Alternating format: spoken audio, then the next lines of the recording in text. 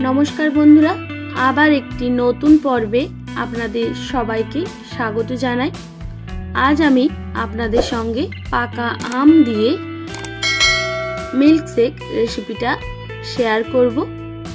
आशा करी आपनादेर सबार भीषण भालो लागबे। तो पाका आमेर मिल्कशेक बानानोर जोन्नो एखाने आमी 3टे पाका आम नियेछि।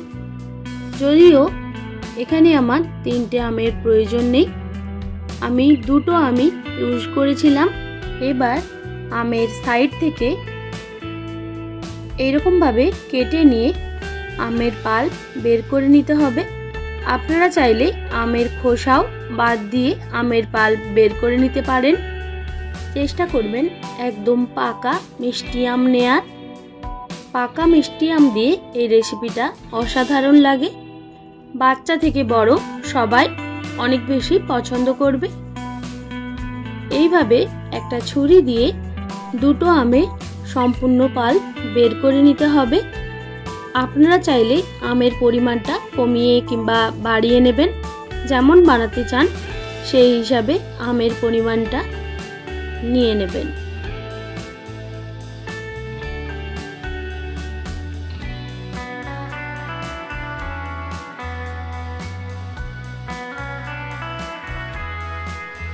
দুটো আমের সম্পূর্ণ পাল্প বের করে নেওয়া হয়ে গেছে। এরপর আমাদের বাকি কি কি উপকরণ লাগছে চলুন সেটা দেখে নেওয়া যাক।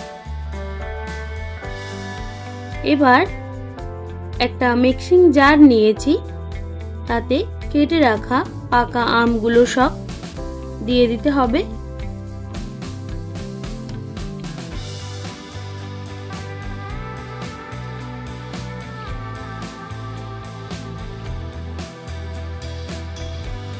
এবার দিয়ে দেব 2 চামচ মতো গুঁড়ো দুধ।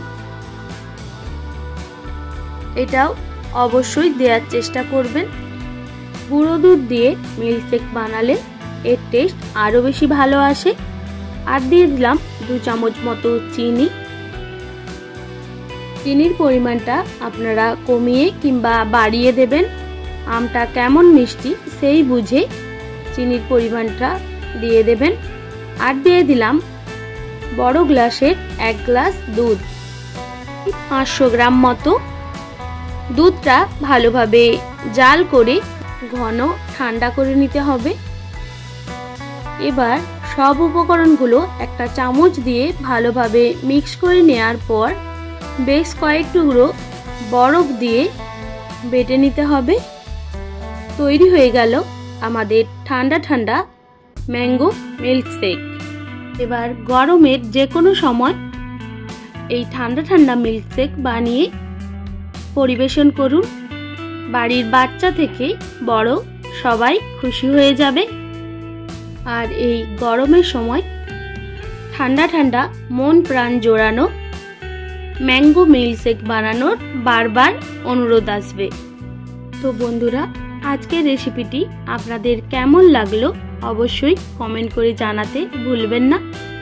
আর যদি ভালো লেগে থাকে একটি লাইক আর বন্ধুদের সঙ্গে শেয়ার করে দেবেন। আর এই রকমই নিত্য নতুন রান্নার আপডেট পেতে সানভি কুকিং ব্লগ চ্যানেলটিকে সাবস্ক্রাইব করে পাশে থাকার অনুরোধ রইল। আপনারা সবাই খুব ভালো থাকবেন, সুস্থ থাকবেন। আপনাদের মূল্যবান সময় এতক্ষণ আমার সঙ্গে থাকার জন্য সবাইকে অনেক ধন্যবাদ। ফিরে আসছি আবার নতুন কোনো রেসিপি নিয়ে।